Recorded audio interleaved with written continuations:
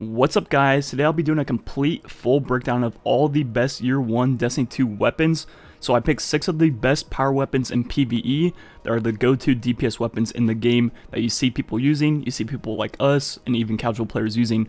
So first will be Whisper of the Worm, second will be Ikelos Shotgun, Ikelos Sniper, Curtain Call, Darci, then also the Sleeper Simulant. Then also I'm going to throw in the Treasure Cannon because I'm going to be using that as a buff a lot but not actually testing the damage of that weapon. So first with the Whisper of the Worm, it has White Melt which gives it bonus precision damage, then also once you masterwork it, it has Box Breathing as its perk. So we're then going to see on this Ogre with the perk active how much damage it does per shot. As you see right here, it hits 2511. Then we're then going to break down and see how fast it can shoot. So for all the weapons, I'm going to shoot 10 shots each if possible, then see how long it takes to shoot them to get like a base rate of fire for the weapon. So as you see here, it took 7.208 seconds.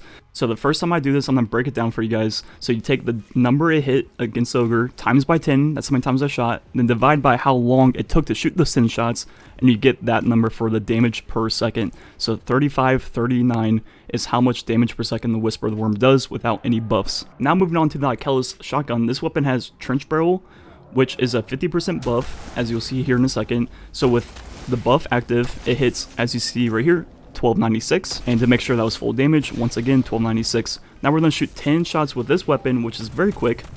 As you see, it's already done at 2.833 seconds. So once again, if you do the math, that's 4575 damage per second, so a little bit higher than the Whisper of the Worm. Now moving on to the Sleeper Simulant, which has exotic perk, which makes it bounce off hard surfaces and split into 5 individual lasers.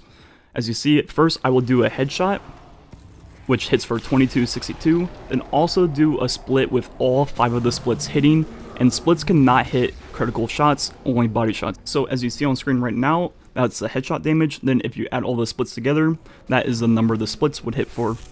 Now this gun only has 8 shots, and so I'm going to go ahead and shoot all 8 shots. Something important to mention is I do not have it masterworked on my account. The masterwork reduces this charge rate time by roughly 10%, so all the numbers going forward for Sleeper, if you have it masterworked, would be 10% higher. So this would be the damage per second with headshots and also splits, so it's noticeably lower than both the Whisper and also the EP shotgun.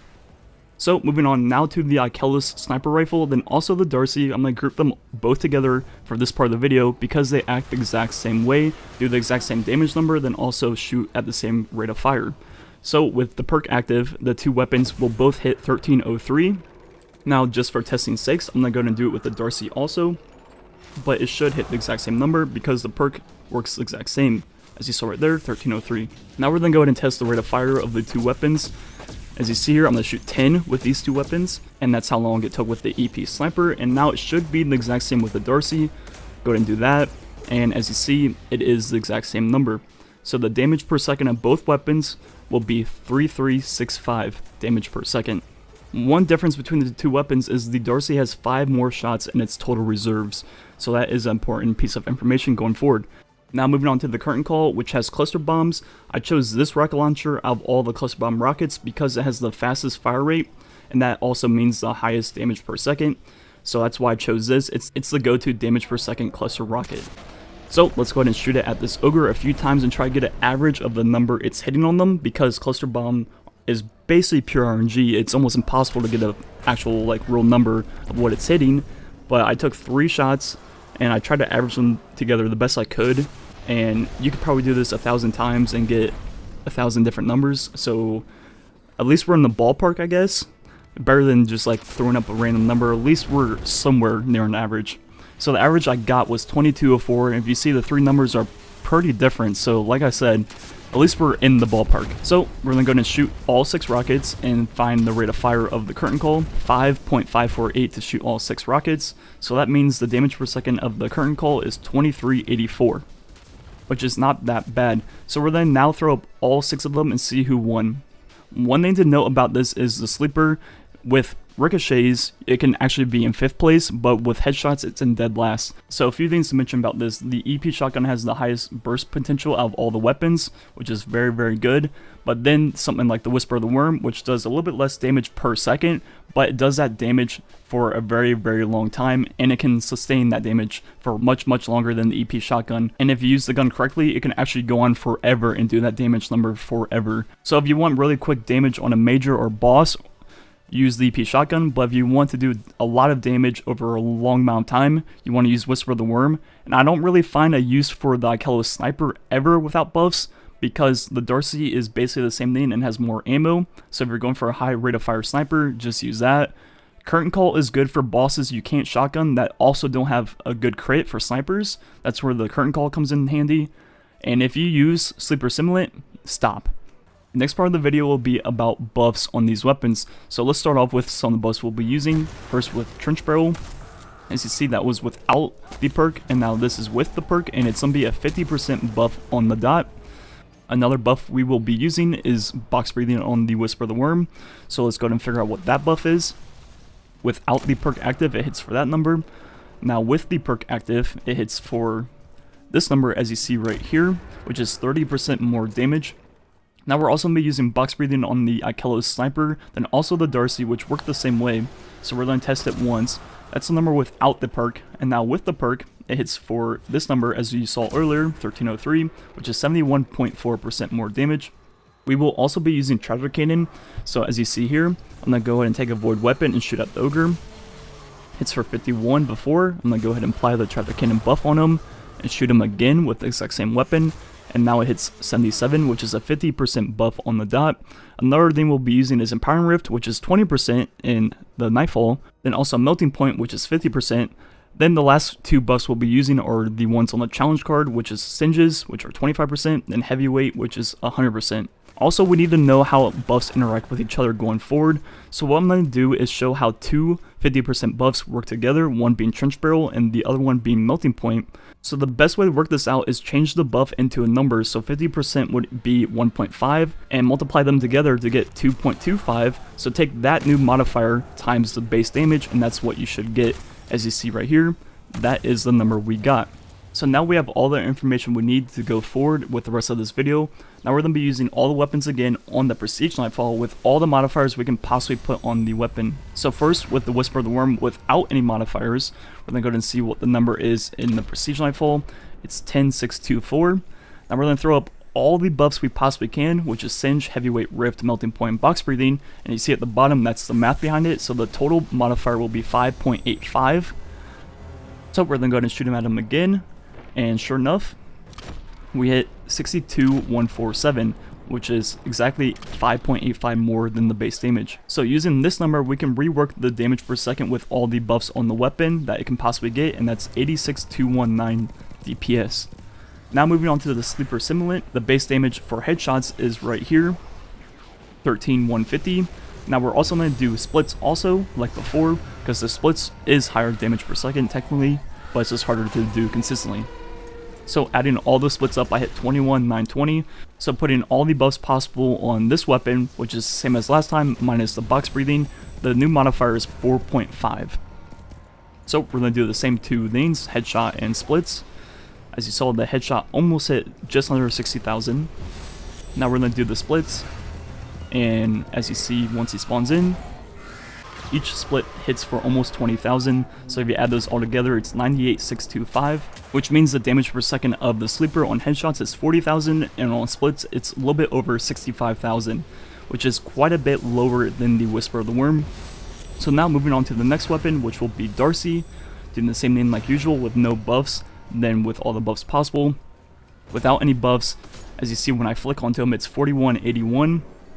And now putting up on screen all the buffs we can get on the Darci, it's basically all the same stuff as the Whisper of the Worm, but Box Breathing this time is a 71.4%, which means the total modifier becomes 7.713, and it hits for that number right there, which means the new DPS inside the Nightfall with all the buffs possible is 83,285, which is pretty high, but still slightly lower than the Whisper of the Worm. But it made up a lot of room on the Whisper of the Worm in terms of damage per second, because box breathing on it is 41.4% higher than that of Whisper of the Worm.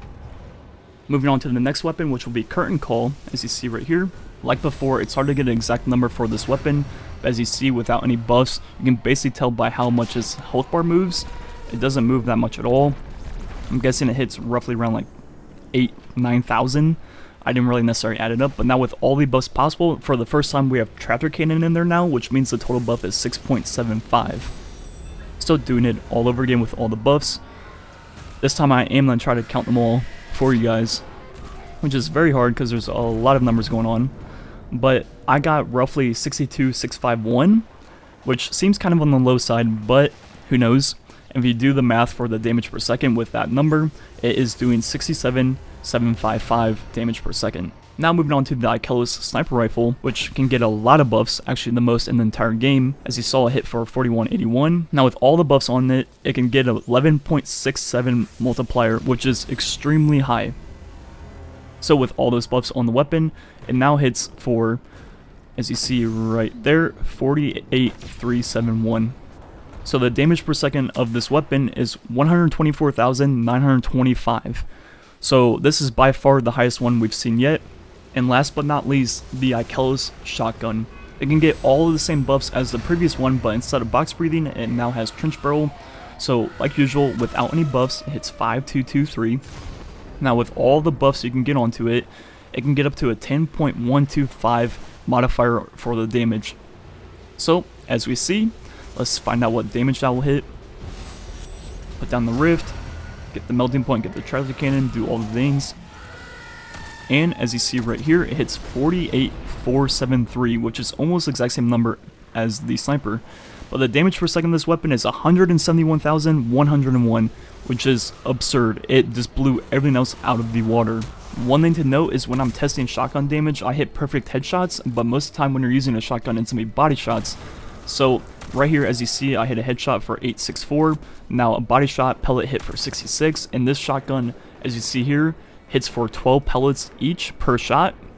So if we do the math real quick, basically a body shot hits for 792 or 9.1 less damage than a headshot. So in reality, that 171,000 number I showed you on body shots would be 156. So putting all the weapons up on screen with all the buffs they can possibly get, the few things to note is the Whisper of the Worm got passed by the EP Sniper because the fact that I can get Tractor Cannon. But as you can see, the weapons that can get the most amount of buffs just skyrocket compared to anything else. For example, the Whisper of the Worm has a much higher base damage than the Ikelos sniper rifle, but since the Ikelos sniper rifle can be void, that makes it get such higher when all the buffs are multiplied together. So there's going to be a few general takeaways from this video, number one being general play. So if you're just playing without worrying about buffs or playing solo where you can't really get that many buffs yourself, things like the EP shotgun and the Whisper of the Worm are going to shine above basically anything else. The EP shotgun has the highest burst potential, but things like the Whisper of the Worm will do a lot of damage over a very long time. So those are really your go-to weapons for just general play.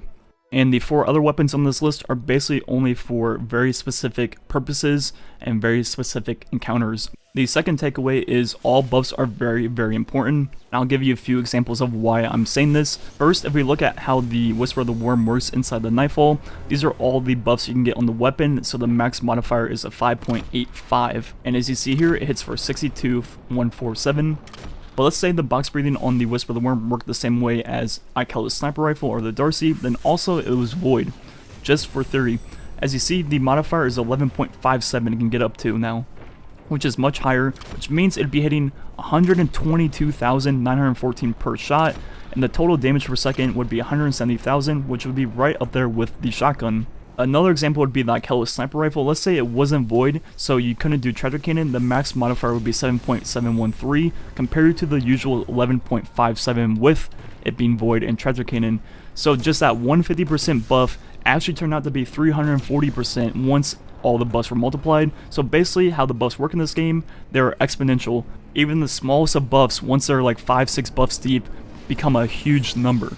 And the last thing is looking forward into Forsaken and beyond how these weapons will react. So throwing the damage numbers up on the screen again with all the modifiers. The shotgun is very good for burst damage, and something like the Whisper of the Worm is very good for sustained damage. But right now we have to pick between one or the other. But come Forsaken, there's a very high chance that most of these weapons will be able to be used at the same time. We already have confirmation of the Ikelos shotgun and the Whisper of the Worm being used at the same time by a screenshot from a video, and there was a hunter using both at the same time. So as you see right here, currently we have to use something like the Whisper of the Worm on Argos that has a lot of health, because something like the shotgun does not kill him by the time you run out of shots. So the shotgun is very good for low health bosses, something like strike bosses, EP bosses, public event bosses, you know, majors, all that stuff. But for things that have a lot of health, like raid bosses, something like the Whisper of the Worm is very good. So currently, as of now, that's how I would use it. I would use Whisper of the Worm for high health targets, then I'd use the EP shotgun for burst damage on low health targets. But in Forsaken, we should be able to use both at the same time, which will be insane. Anyways, that's gonna be it for the video. Thanks for watching. Catch you guys next time.